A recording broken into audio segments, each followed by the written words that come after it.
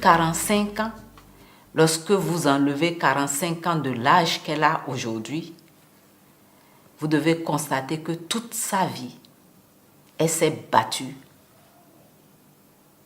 pour les droits des femmes.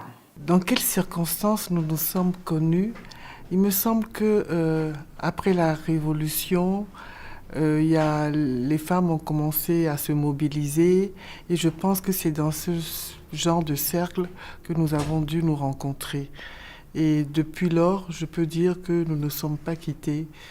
Elle est devenue ministre, si mes souvenirs sont bons, en 2003, avec l'opération Bahiri. On est restés toujours ensemble. Et ce que je peux dire, c'est qu'en 2006, au moment où je créais l'association Kimi, elle m'a été d'un très grand appui. Je suis rentrée en 1975, après les études d'assistance sociale, pour repartir par la suite faire les études de sociologie à l'université de Paris 12.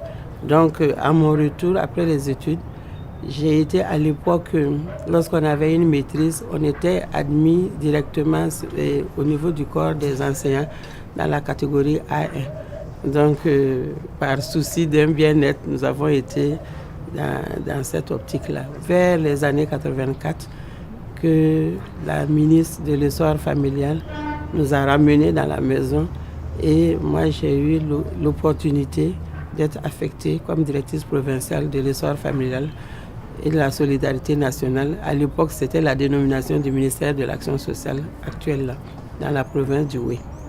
C'est dans les années 1991-1992 que j'ai fait la connaissance de Madame Lamizana, alors que tous, on était dans notre jeunesse et on était aussi habité par le désir de changer les choses.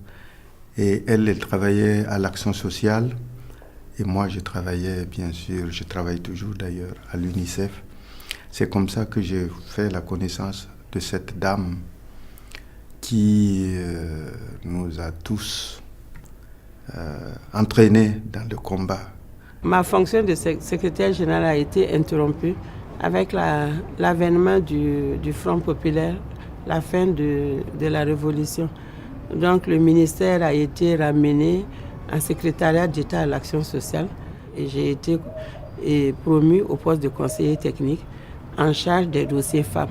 Et lorsque le Burkina Faso a été convié à une réunion de la commission de la condition de la femme, on m'a remis le dossier et avec une représentante de l'Union des femmes du Burkina, parce qu'à l'époque, il y avait la structure politique des femmes qui était l'UFB, l'Union des femmes du Burkina, et Mme Kossaga Kadi.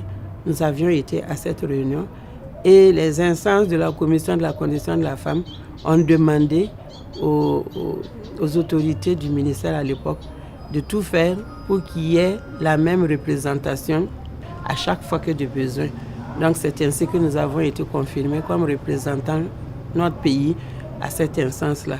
Chez nous, il y a un adage qui dit que quand les pintades marchent, on regarde la nuque de la première pintade. Je dirais que quand vous travaillez avec Mme Lamizana, en tout cas pour moi, c'est quelqu'un qui est convaincu de ce qu'elle fait, qui aime ce qu'elle fait. Et ce qu'elle fait, elle le fait, je dirais, avec toutes ses forces. Vous ne pouvez pas être avec une telle personne et ne pas faire comme elle. Lorsqu'on m'a tendu la chemise et contenant le rapport du séminaire, les recommandations, et il m'a été demandé de faire une proposition pour concrétiser tout ce qu'il y avait comme contenu. Donc nous avons réfléchi avec un groupe qui travaillait déjà sur cette problématique-là, ce qu'il fallait faire. Et comme l'une des recommandations portait sur la mise en place du cadre institutionnel, on s'est dit qu'il fallait d'abord commencer par le cadre institutionnel. Donc nous avons réfléchi et voir quelle dynamique peut comporter ce cadre-là, quel type de force peut-on inculquer à ce cadre-là pour que ce cadre-là puisse travailler dans la sérénité, parce que vous n'êtes pas sans ignorer qu'à l'époque, toute question liée au sexe était des sujets tabous. Et du fait que il y avait une cause à effet entre la pratique de l'excision et la culture, la tradition. C'était un peu complexe. Le premier mérite de Mariam Lamizana dans ce combat est que quand elle a débuté le combat, c'était un sujet très tabou. Lorsque l'équipe se déplaçait vers le Naouri, le chef traditionnel à l'époque exigeait de l'équipe que ces femmes-là avouent être excisées et que c'est du fait qu'elles soient excisées que par égoïsme, elles ne voulaient pas que leur sœur le soit. Donc c'est avec bonheur qu'on a constaté après par la suite que ce même chef traditionnel-là est au devant de l'équipe de sensibilisation pour apporter sa touche par rapport à l'abandon de la pratique de l'excision dans sa zone. Au début, elle nous a toujours dit que ça n'a pas été facile parce que ils étaient attendus dans les villages par les leaders villageois, les leaders ruraux, et c'était souvent à coups de pierre et de gourdin qu'ils étaient reçus. Donc il fallait que leur visite se prépare dans le plus strict secret avec quelques femmes qui épousaient la cause. Pour renforcer les interventions que nous avons menées depuis plusieurs années, et particulièrement le programme conjoint que nous partageons avec l'UNICEF, l'UNFPA a décidé pour les 5 prochaines années de renforcer la lutte contre les MJF au niveau du terrain. Et comme vous le savez, les journalistes portent l'information à la population. Et pour porter l'information, il faut qu'il ou elle aille la chercher à la souche. Et nous souhaitons vraiment voir des journalistes qui portent des informations, qui transforment et qui participent également à l'adhésion des communautés à la lutte contre un certain nombre de fléaux, notamment l'excision. Au cours d'une campagne de sensibilisation qui a été... Et le reportage a été fait par la télévision nationale. Nous avons montré le mannequin.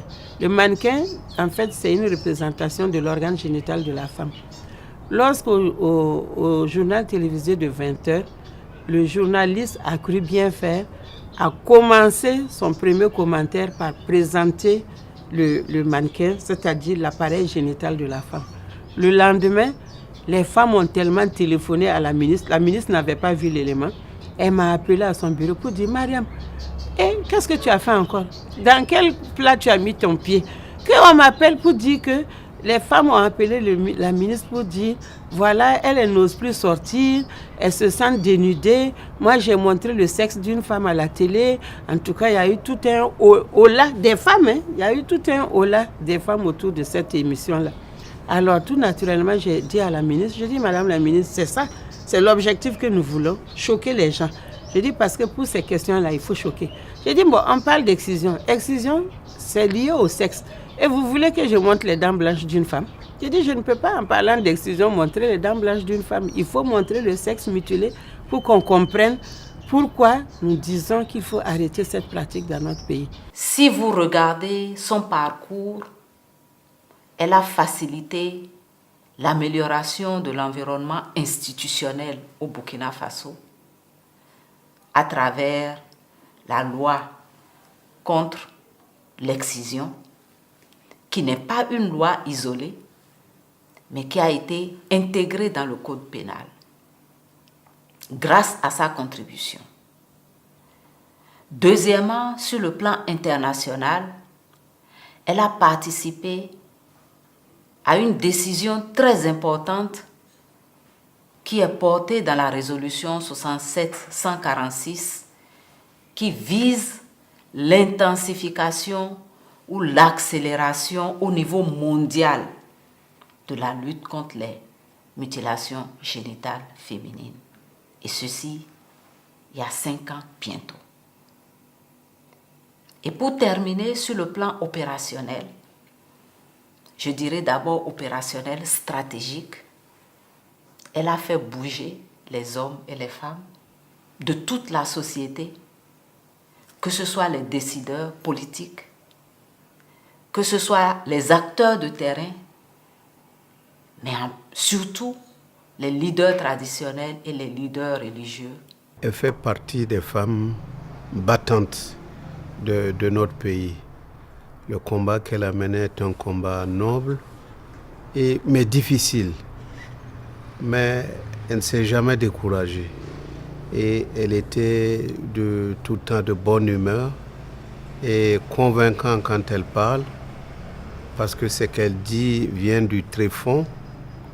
Et c'est ça qui crée l'admiration à cette femme-là.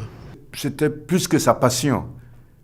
Elle ne buvait que lutte contre l'excision, elle ne mangeait que lutte contre excision, elle ne parlait que lutte contre excision, et on l'appelait Madame contre l'excision. Elle a beaucoup fait dans ce cadre-là, et je suis heureuse d'ailleurs que toute cette vie à lutter contre l'excision puisse se matérialiser aujourd'hui par la création du prix Mariam Lamizana. Généralement, ce qu'on a observé, les prix sont libellés lorsqu'ils sont nominatifs, lorsque les personnes sont déjà décédées.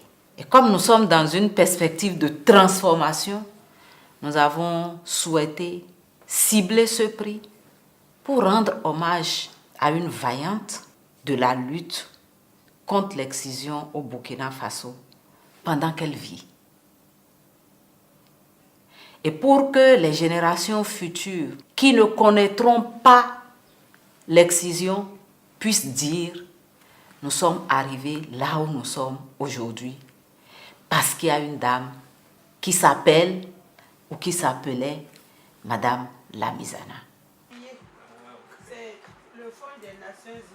Donc je voudrais profiter de l'opportunité que vous m'offrez pour dire merci. Merci à l'UNFPA d'avoir pensé à porter haut cette action à travers ce prix et d'avoir pensé à pérenniser notre action à travers ce prix, d'avoir pensé à rehausser ceux qui se sont battus dès les premières heures.